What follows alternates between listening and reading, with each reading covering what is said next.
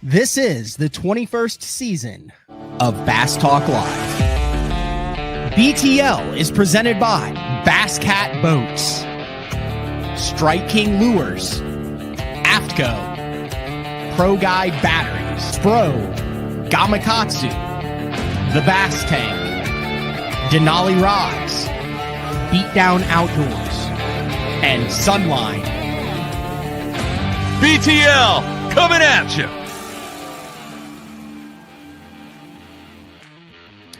Welcome back to a bonus edition of BTL Bass Talk Live, where we are going to talk about bass fishing. Had a great show this morning with the one and only Dave Mercer. Recorded a Best on Tour this week with Dave Rush, and then my phone started blowing up, as I'm sure it did across a lot of the fishing landscape. The long-awaited press release from Bassmaster. Breaking news, FFS rule change announced. And I remember I did kind of a mega show last year. It's a little bit more planned out. I wanted to get some actually initial reaction to this. We are going to kind of read through the press release, and then we're going to bring on a number of Elite Series anglers from across the board, some hybrid scopers, some pure scopers, some power fishermen, and just get their kind of initial reaction to it. This is the world that we live in now at the Bassmaster Elite Series level. I know other leagues have done other things with the MLF, with their kind of hybrid changing on, they have periods, so they're allowed to do it and whatnot. They announced that they're doing 3 hours of forward-facing sonar at a number of different levels. Obviously, the MPFL is a no forward-facing, and it was kind of a waiting game to see what Bassmaster would do for the 2026 season. So I will just run through the highlight. This literally came down the pipeline about 30 minutes ago as of 1:10 p.m. Central Time on September 2nd. Press release from Bass, the worldwide authority on bass fishing, announced an update to its FFS policy that will take effect during the 2026 Elite Series season. Beginning in 2026, forward-facing live sonar will only be permitted in up to 5 of the 9 regular season Elite Series events. Which events allow the technology will be determined randomly. The remaining events will prohibit its use entirely, including during official practice. Restriction implemented the same as far as number of transducers, 55 inches on the screen. The 2026 Bass Pro Shops Bassmaster Classic will allow it, which I think is a great rule because they said they earned their spot under the 2025 rules. Now, this is where it gets interesting. The decision follows 2 years of careful evaluation. They have a competition committee. They have a technology committee. We've had members of those technology committees that come on that talked about the screen length, the screen size, the number of transducers, the cost, all of that. It's a number of people who are in Bassmasters. There's some anglers on that. There were votes that went down on it. It says, after 2 years of careful evaluation, 2025 Bass scheduled a diverse set of fisheries to naturally limit FFS dominance, and winners in nearly half of the season's events rely primarily on traditional tactics. However, live sonar still influence the outcome across the board. Many stakeholders within the bass fishing community, including fans and Bass members, continue to voice concerns about live sonar use and its influence in competition. Elite Series anglers through the Angler Board of Professionals, the ABP, also asked for more limitations in the 2026 season. To address the feedback and preserve competitive balance, Bass will blend tradition with technology. They're hosting an FFS live show talking about, and then this is where it also gets interesting. The St. Lawrence River, the final stop of the season, will receive its own coin flip, meaning as many as 5 events could end up being non-FFS tournaments. I skipped over this. On September 4th at 10 a.m., Tommy, Mark, and Davey will be paired with, according to the schedule, a coin flip deciding which events they're allowing live sonar in and which they're not. So we'll pull the schedule up here in a little. Chase Anderson, CEO of Bass, said Bassmaster competition has a long history of being a proving ground for new technology that enhances the sport. While innovation should remain part of bass fishing, no single technology should define it. Listening to anglers, members, and fans, we believe this balanced approach keeps competition diverse, entertaining, and true to the culture of the sport. So with that being said, there's no better kind of initial reaction than to talk to the guys who will be competing under these new rules. Listen, it's hard. Like all these guys, I know it just seems like you just see them on FS1 and on YouTube fishing, but they all have lives outside of it. So I really appreciate all these guys who are going to jump on for this, starting with first off, Lee Livesay. Lee, thank you for jumping on BTL. Can you hear me? I think we had this issue with Lee last time where he didn't have. Can you hear me? No? Yes? No? No audio? I don't think Lee has audio. I can't hear anything. Okay. I'm going to remove Lee from the studio. We'll bring Ben in. Ben, do you have audio? I do have audio. Lee's opinions aren't important anyways. Let's hit it. Lee's are. So what I wanted to try to do here was get a diverse group of anglers. Now, if I remember, you are a member or were a member? I know last year you were on what they talk about here, the ABP, the Angler Board of Professionals. Yes, sir. What has that process been like? Are you still currently on that? And like what was the kind of process that you guys have gone through? Yeah, it's kind of a weird deal, kind of up in the air right now, because we formed the group with the ABP and we never got around really to figuring out how we're going to elect in the future or what the terms will be. It was all kind of like a knee-jerk reaction to the kind of crazy changes that got made in the off season last year that we kind of had to form really quick. So that's it's going to kind of be interesting moving forward. I'm not sure what Cruz was our president. I'm not sure what his position is going to be or his influence on it moving forward. And then as of right now, I am not on the Elite Series because I didn't requalify, but it looks like I might be back on if a couple of guys retire or double qualify, that type of stuff. Also, Alex Weatherall was on it. He didn't requalify, and I think Menendez as well. So it's kind of like I think we're going to kind of start over and re-vote on that. But yeah, basically what we did this season, we met with Bass 3 or 4 times in person with our group, and we had several phone calls with Bass and meetings with Davey, with Chase. With Lisa, with Bose, and we talked about the forward-facing sonar situation ad nauseum. I was always a little bit frustrated that it seemed like that was the first topic that we decided to tackle, which today seems like a very important one. To me, that seems like one of the less things that are wrong with professional bass fishing for the anglers. So that was kind of a weird situation for me, I guess. And I was also the only one that thought we should keep forward-facing sonar rules as is, with being able to use it 100%. So I guess that's kind of my quick opinion and what went on with us.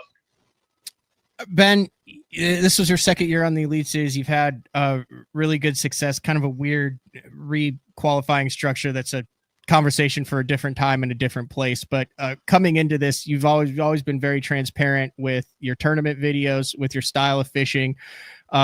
You blend non-forward facing, but forward facing is a big part of your game. Talk about coming up through the Bassmaster Opens, using it, and kind of how you think the last 2-3 years class of anglers, the ones that you came up with, will be impacted by this decision after qualifying through the Opens with the use of forward facing, the majority of which are younger anglers who have relied on blending that technique, having that technology at their disposal, and are now at the top level, with this saying potentially 60% of the events it will not be in their arsenal.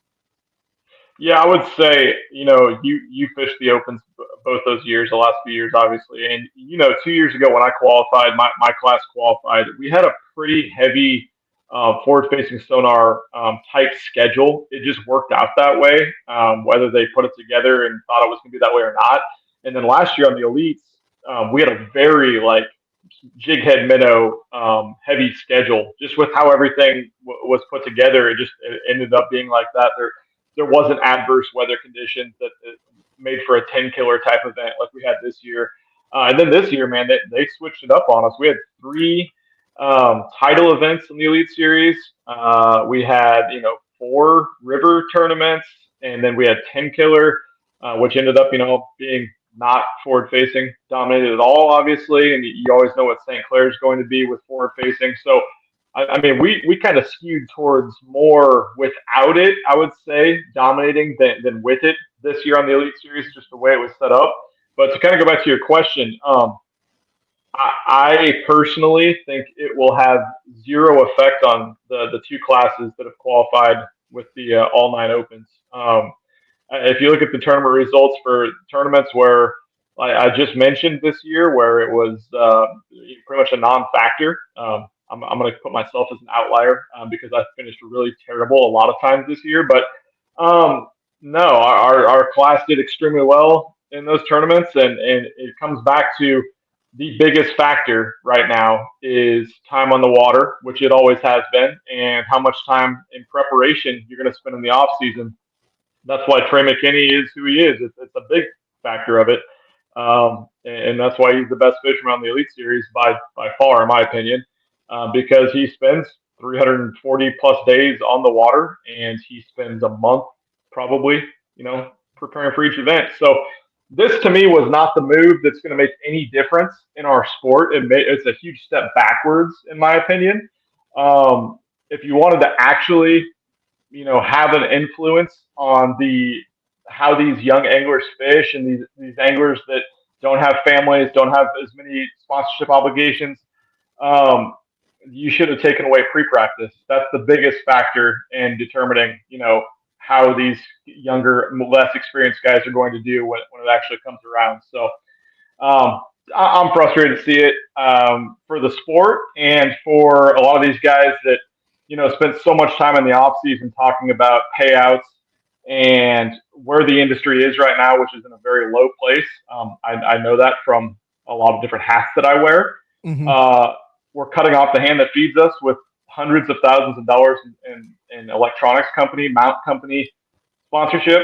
And also, I mean, we're flat out going to lose out on that with payouts. So hopefully everyone that cried about it on Facebook in the comment section is happy about it now. One more question, I'll let you go. Like I said, I greatly appreciate you jumping on, kind of spur of the moment thing, but no secret that you're with Sixth Sense. You've developed a lot of forward-facing sonar baits, and I would imagine just being in the industry take kind of years to come to market. Was it the Master Series, that type of stuff? Do you think that this decision will impact those companies that have gone heavy forward-facing sonar on their offerings over the last couple years, especially after what we saw with Dice, with minnows, with jig heads, with spinning rods and things at this past ICAST? I would say more now than ever. Top-level professional fishing has a very, very small influence on what products sell in the industry. I'm just going to flat out say it. So no, I don't think that's going to be a problem. I do see a problem again the other way. Like if we'll just hypothetically say that some governing force banned live scope altogether in the entire country, I think it'd be pretty silly to think that guys are going to go out and buy out every crankbait and jig and hard bait that's out there on the market. It's kind of a silly idea that it's going to make that big of an impact. I've seen that argument over and over, and I just completely disagree with it. But no, I don't think it's going to be a problem. All right, Nebraska didn't look too bad last week. We'll take it 1-0. Thanks, Ben. I appreciate it, man. You bet. All right, there it is, Ben. Now let's bring old Lee Livesay back in, see if he's got it. You got the audio now, Lee? I got the audio now. You can hear me. All right. You heard a little bit about Ben there, multiple Elite Series winner. We've seen you win on Fork, and one of the reasons why I wanted to have you on, and then we'll bring another guest on here, a little bit of juxtaposition. I see him down in the queue there, but you seem to be one of those guys, and I just want to start off on Fork from the beginning. Dominant, game plan, knows what to do, and then over the last couple years watching it, it seems like there's like other things that have come into play there. We saw what Tucker did with the 127 pounds and things like that on Fork. Like, your initial thoughts on that? How much does this change the game going back to a coin flip for every event now? I mean, it changes a lot, obviously. Like Ben said, we had a pretty even kill schedule this year. Everyone's phones is going to be going off like nuts now, I'm sure. That's Ben. I was talking shit about. Oh, okay. Want to know who they play? UL Monroe. Yeah. It changed a lot. It's good. It's good. Ben's going to be Ben. Austin Felix is going to be Austin Felix. I'm sure. I don't know who else you said you had on here. I think maybe. I got a number of guys on. It depends. We've got people at doctor's appointments, people in town, people that are coming. We got another one waiting, but I wanted to get your take first before I bring him in. Yeah, I like it. It's what the anglers voted for overwhelmingly. Over 70% of the vote of the anglers wanted a change in forward facing. We actually voted to ban it as a group, and Bass met us in the middle and just did the 50-50 deal. I was kind of back and forth on that 50-50, obviously ban kind of guy, but I use it too, just, it's not like I don't have it on my boat. I'm not Cox, I use it, and I do really good in tournaments. I, won a lot of money with my Humminbird Mega Live too this year. So it's good for the sport. It's technology is getting so strong, and these guys are getting so good that, would we want to see an AOI that catches every single fish off of a monitor one day? That could be a possibility one day, and I'm just saying that out loud because that could happen one day the way it was going. And I don't want to see that personally, but it's good for everything. Ben Milliken's still going to beat me at lacrosse frogging one day. We're still going to see Coyo beat Hackney flipping one day. We're going to see both of it still. Like Ben said, I think he was talking about Trey. I didn't hear everything he said, but these kids are good because they're spending 300 plus days a year on the water. It's not just the electronics. So you're still going to see Trey dominate. You're still going to see Ben do good, and Emil Wagner is still going to beat your ass at Lanier without it. Places that these guys are good and spend time on, they're still going to be dominant. It's not going to change a lot. It's just going to allow us to see a little bit of old school fishing and not rely on looking at dots. All right, a little juxtaposition here. Let's bring in from the Bassmaster Classic. You guys went head to head this year. Exceptionally talented angler, but we saw how you competed on Ray Roberts Lee for the title. We saw how Easton did it. Easton, you just wrapped up a really good rookie season on the Bassmaster Elite Series. What are your thoughts when this dropped an hour ago? Does this, Lee, it seems it gets to fish the way that he has fished for a long time. Is this a complete 180 for you going forward? What's going on in your head? We know how analytical it is when you come to breaking water down. Yeah, I guess for me, fishing wise, I honestly don't care if I have it or not. Like past guys have said, it's time on the water that separates you, and the preparation you do leading up to the event. It's not what you have on your boat that separates you. In terms of like Bassmaster as an organization, I'm just kind of confused by what they did here. I feel like they had the perfect thing of having scope, but having a diverse schedule to combat the scope. Like Chris Johnson this year, Trey McKinney, we got to watch both of them, lots of flipping, lots of bait casters and that sort of thing.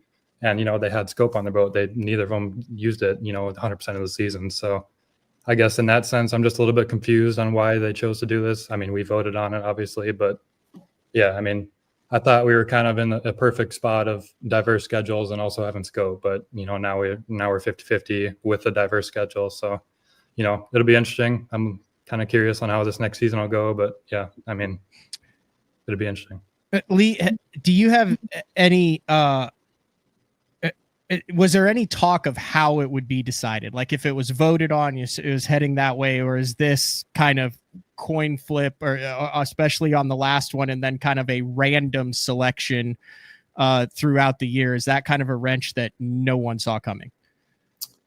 We talked about it in all of our meetings, but it wasn't anything that we were biased towards. We were just kind of like, do you do it towards forward facing strong events like St. Lawrence River, or does that piss off the guys that want to do something else there? It's kind of biased to somebody else there, or do you do it random draw, coin flip? I mean, we talked about it all in our meetings, and Bass was the ultimate decider in that. And we did talk about coin tosses. That was one of the things that I think I brought it up. I was like, why not coin toss it and make a show about it? Get some attention if that's what we're going to go with. So that was all Bass's final decision on that part of it, deciding.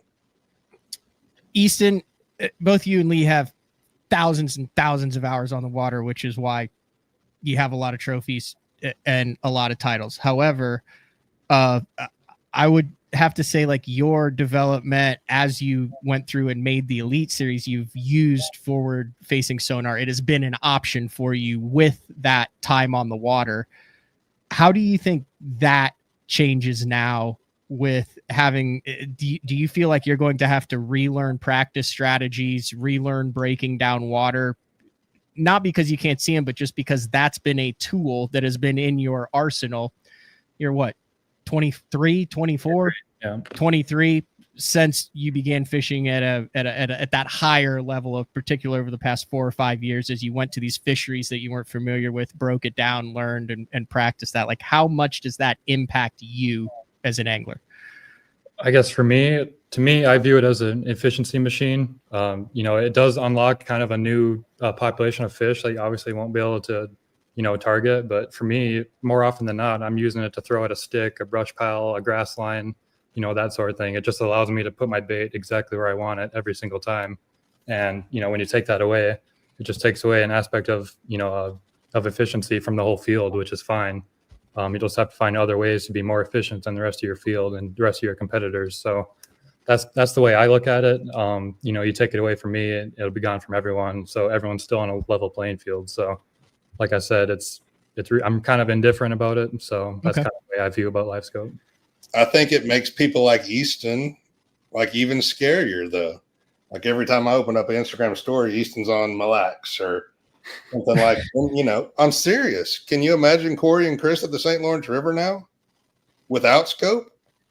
That's a good point. Yeah. That's what I'm comparing Easton to, like, where he lives on stuff like that. Like, Chris and Corey are going to be dominant. They know every rock that they get on without having to look at it with forward facing. You know what I mean? Mm-hmm. So it's gonna change some of the guys' minds when they go out there and win without it, like Easton will without it, like Trey McKinney will without it. It's the guys are good. I know we've already said it 5 times, but these guys are good, like Easton is, from time on the water. When they spend time on the water without it, they're still going to be just as good. Fair enough. All right. Like I said, I wanted to get a bunch of different guys on to get their opinions. So thank you very much for jumping on. I've got a couple other guys. I've got some guys. You guys are more than welcome to stay on, or you can just go on with your live. But we got another classic champ that I wanted to bring in. That's the one and only Jordan Lee. What's up, Joe Lee? What's up, guys? Good looking crew there. Good looking crew there. I'm just listening. I've enjoyed listening to y'all. Hey, dude, I look at you as somewhat in the middle. You're a guy who came up. We saw you in the Auburn jersey, hold up 2 giants from Lake Gunnersville that you almost won the Classic with, flipping. You fished every format in every tour across the country. You've won at every single level.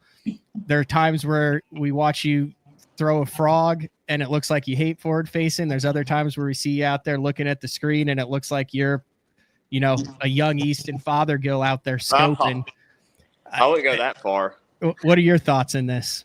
It's an interesting dynamic because I think there is, just from a pro fishing standpoint, because I'm sitting here listening to Lee and Easton and a couple different fishing styles. I know it's going to be divided from a pro angler standpoint, right? Because like you said, Easton has grown up, and not saying that Easton's against it or for it, but not speaking for him, but the younger generation has came up with it, obviously, and has learned fishing and has pretty much dominated fishing from that standpoint. Whereas the guys, like my age and going forward, learned a different strategy of tournament fishing and until it started to really dominate. And I don't think there's a right or wrong answer here, but I think from a fan standpoint, that's what I'm going to be curious to see, because that's what drives our sport.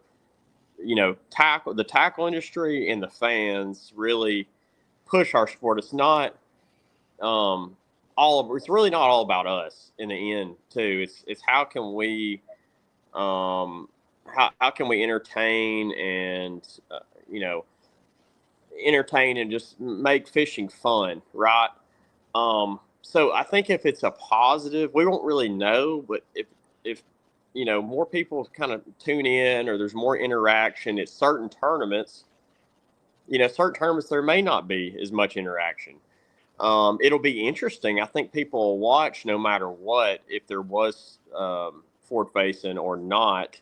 But I think from a fan standpoint alone, I feel like I have overall seen maybe a little step down in, not viewership, because I don't know the numbers, but people may be getting really interested in tournaments, and maybe that's just because there's so many tournaments. Mm-hmm. So I'll be curious to see what it does. But I mean, personally, for me, I have caught fish with forward facing sonar, but I'm not the best at it. It is getting more of a challenge each year. It's getting harder to do each year because the fish are getting used to seeing baits. So it's, I think overall though, I mean, I'm looking forward to it because it'll be a challenge. It's a challenge every year, with technology, without technology. I mean, we were just at St. Clair where it was hard to catch one, and we could see all the fish that were out there. I could barely even catch a bass. So if we went there again, that would be interesting. I think the fans would tune in to be like, well, how they may think we're not that great of fishermen, because, somebody's always going to figure them out though. Mm-hmm. No matter what or where or how, it doesn't matter whether we can see them or not. Somebody's going to run 100 miles and catch a big limit of fish. So I think it'll be interesting. I mean, it's kind of seems what you said kind of open it up, Easton, to like you just want a fair competition with it. Without it, you'll figure out how to catch them. Yeah, pretty much. That's where I'm All at. right. Lee mentioned another angler early on, and I thought, it'd be great to have him on. He's with another Elite Series guy. They're on the water. They only have a couple minutes to chat. But I would like to bring Emil Wagner into the show now. The Great Dane, right? Yep, I guess so. All right, Emil. In my head, covering this sport, I fish against you in the opens. You're part of the AFCO Bass Boot Camp. You are a scoper. Spotted bass, Lake Lanier. Yeah. You've talked about the impact that it's had on those blueback fisheries out east. Initial reactions when this dropped an hour ago, that this is a 50-50, potentially a 60-40 thing for you moving into your next season on the Elite Series. Yeah, I'd kind of been thinking about it a lot the last few weeks, and then I don't know that we never really heard anything, or like it seemed like nobody really knew the answer, so I'd legitimately forgot about it. And I'm out here on Smith and hadn't had much service, and then one of my roommates, Paul, just called me and told me, so it kind of caught me off guard. But it doesn't surprise me. I figured they'd do either 50-50 or leave it the way it was, and I would have been cool either way. I mean, as long as there's a diverse schedule and it makes sense, I think it'll be a lot of fun. And I think it'll be cool too from like a AOY standpoint. The guy who wins that, he's going to have to catch them with it, and he's going to have to catch them without it. But I'm glad they didn't totally ban it. I really enjoy using it, and our fisheries have changed so much. Like so many of these places, like Jordan just mentioned, St. Clair, like you would have to figure out some crazy off the wall ways to catch them, because I don't know if you went out there floating in the middle of Anchor Bay, I don't even know if you could catch one anymore without it. How does this impact? Let's take your home lake. I know you guide, like, let's take a Hartwell, for instance. Yeah. Put the Elite Series anglers on Hartwell with no forward-facing sonar, following major tournaments, major team tournaments with forward-facing sonar. You've talked about, a lot of the guys have talked about, Easton's talked about the fish kind of changing, relating, being tougher to catch to. Are we going to go back and see true grinder tournaments and tournaments where over the last 5 years, 100% of the field has seen a limit? Yeah, 100%. And like, you're going to see like a Hartwell, for example. Let's say we went in February. You may see local weights in local tournaments where 21, 22 wins and it takes 16 to get a check. But without scope, I mean, it's a totally different deal. It used to be you could go out there and throw a fish head spin down the center of a ditch, and if a fish saw it, it was probably going to come over there and eat it. Now those same fish that hardly ever saw baits, or at least didn't see them presented correctly, they're already hard enough to catch when you hit them perfect and throw the exact bait you want, the exact size. So catching them without forward facing in certain situations, I think, is going to be extremely difficult. So I think you're going to see in the no scope tournaments, if it's somewhere where you traditionally catch them offshore, I think you're going to see a lot of guys not even do it because those fish are just so pressured now. They're going to be insanely hard to catch. There's still certain scenarios where you could catch them, like, Lanier and Hartwell. You can still catch them dragging a worm. And, if you really know your lineups, a lot of the local advantage is going to come back. Like, you take the Johnstons, for example, on St. Lawrence. Like, they know all those one-cast current places and know exactly how to pull up on everything. So if it's an offshore tournament and you're a local, you're probably still going to be able to catch them. But if you don't know, the exact places they set up or the super specifics, I think it's gonna make it pretty tough. Dude, I can't thank you enough for jumping on. Get back after it. Go scope up some big Smith Lake spotties. All right, will do. Appreciate it. All right, see ya. There it is. Emil Wagner. Lee, do you agree with what Emil said about the local kind of advantage coming back potentially in some of these scenarios? For sure. We already talked about that. If we go to Mille Lacs, Easton's going to know every rock where they get on them. He's not going to catch 50 of them now. He's going to catch 5 of them. That's all he needs. How has that changed on Fork for you? I mentioned that at the beginning of the show. I didn't really give you a chance to answer that. Like the last time or two at Fork, has that impacted your tournament strategy and how you fish, do you think, knowing how a lot of the other guys were catching their fish and how you like to and learn to fish out there? Oh yeah, but it's not that easy. It's you can look at the list at Fork this year, and a lot of the scopers didn't do good. I'm just a stubborn old mule, and I won't do what I know is going to win before I get there. I'm that bad. So no, it changes everything. But it's what we want to see. It is the fans and anglers, not all the anglers. But, if we didn't have forward facing at Fork this year, you would have seen a lot of guys smashing frogs, swim jigs, flipping, some cool stuff. So I think it's good. It's going to be 50-50 for a reason, so we can see a little bit of everything. There you go. All right. I appreciate you jumping on. I appreciate 40 minutes of your time. I'm going to let you go and carry on with the rest. You have like hogs or something to kill, I'm sure. Yep. Thank you. Bush lights to drink, all sorts of stuff. All right. See you, Lee. All right. Lee Livesay. All right. We're back with Easton and Jordan here. So I'm curious how important Easton, this draw is going to have to be important on the alternate on whether you can or can't. I think this brings a lot more thinking into the season. You look at the schedule here, and you might be able to have forward-facing sonar on the Arkansas River, but not on Lake Gunnersville.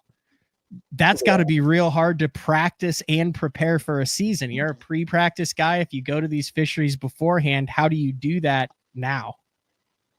A place like Arkansas River, in my eyes, it's not going to be one scoping whether the field has it or not. So I feel like if you want to win on the Arkansas River, I guess your tactics don't really change. Obviously, Gunnersville is a very different story, but it will change some stuff, I guess, for some places, but some places it won't, in my eyes. So it's definitely an interesting curveball, though. Definitely to prepare in preparation for next season. Yeah, I'm not sure if it said it exactly in there, whether you guys will know. Do you know if you guys will know which are scope and which are not scope? I say that interchangeably. Scope is like Cinco now. Which are scope and not scope before the cutoff for pre-practice? Yeah, I think we'll know soon. I didn't read the full email. I mean, I've gotten bombarded since the announcement came out. Do you but- know that, Joe? If Yeah. you guys will? Yeah, I think they're gonna. From what I could tell, from what I read, because I didn't, when you text me, I didn't even have my phone. I didn't even know. I just barely saw where they had announced something. But I think September 4th, pretty sure is what it said. They were going to do the drawing for the 4 lakes, and then St. Lawrence was going to be A coin flip. I don't know if they're going to do that, when they're going to do that. Maybe September 4th too. But September Okay, yeah. 4th, Bass will reveal which tournaments will allow FFS during the live show on September 4th at 10 a.m. Central Time with Tommy, Mark, and Davey Height. Okay, so there you go. So then you guys will know which are and which aren't. right. You picked an interesting time to break onto the scene, Easton. It is a crazy time in professional fishing. All right, I'm going to let you go, and then I'll just wrap things up with Jordan Lee. Anything else you want to get in here? I greatly appreciate your time, effort. Like I said, to call you, spur of the moment, and jump on. I can't thank you enough to get your perspective. Yeah, no problem. Thanks for having me. All right, see ya. All right, I won't keep you very long because I know you got all sorts of stuff going on, Joe, but pretty wild. Like, pretty wild. I didn't see this coming. I'm going to be honest. I didn't see this coming. Yeah, I mean, I feel like MLF obviously has changed a lot, and I feel like for them, this has nothing to do with MLF, but for them, it's been a huge positive to limit it. I think overall, I mean, because when I was fishing there, man, it was just like negativity blowing everywhere, and all of a sudden, it just seemed like, man, all that kind of went away, and you still saw a lot of the same guys dominate. And so I don't know if it's going to change a lot from that, but it will be interesting. We go to smallmouth fisheries all the time. I mean, for the people who are watching, we all know the minnow. We all know this. We all, this is all plays.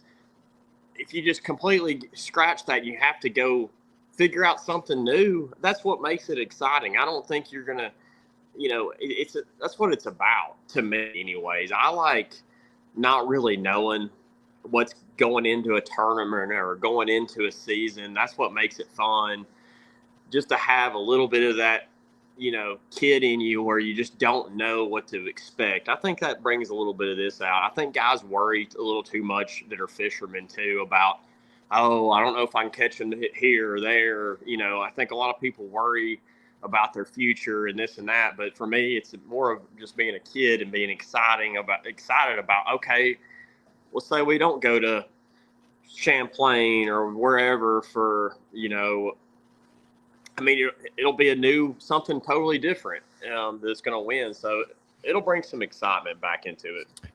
Will the coin flip for a February 5th through 8th, 2026 Bassmaster Elite Series on Lake Gunnersville not completely alter the outcome of that tournament? It seems like there's guys who are going to catch it, but I mean, dude, like that is a 180 as the two tournaments that we're going to see there.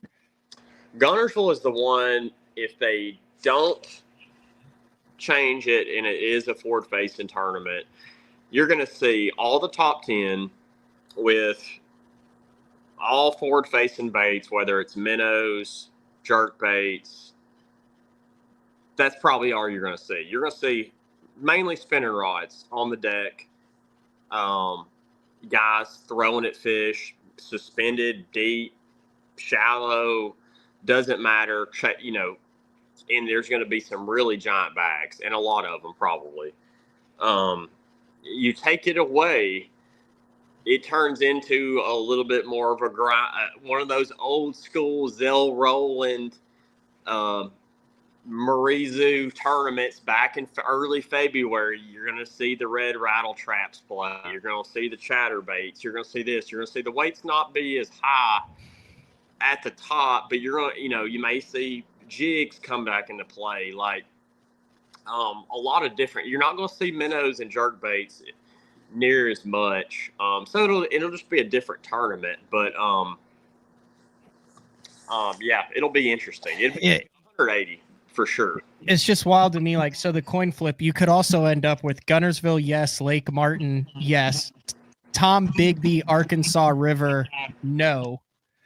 And then Santee Cooper, no. And then really it would just come down to, Albemarle Sound, Champlain, and Murray. So it's amazing how like a drawing, a random flip or anything is going to determine Angler of the Years, Bassmaster Classics, careers. I mean, that's the reality of it with this schedule. There's some where it will not impact it much. There's others where it will greatly impact it.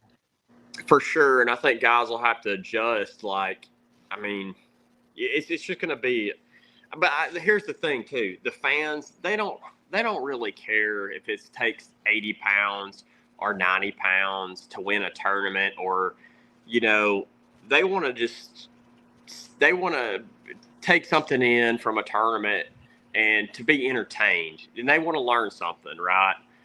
I think that's what to me is going to be exciting, and hopefully there will be, a positive impact from this.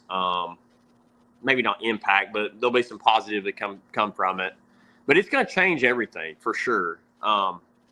That's something to look forward to. I mean, for a lot of guys, it's maybe not, because, and I understand that, like all of the younger kids coming up have fished with it.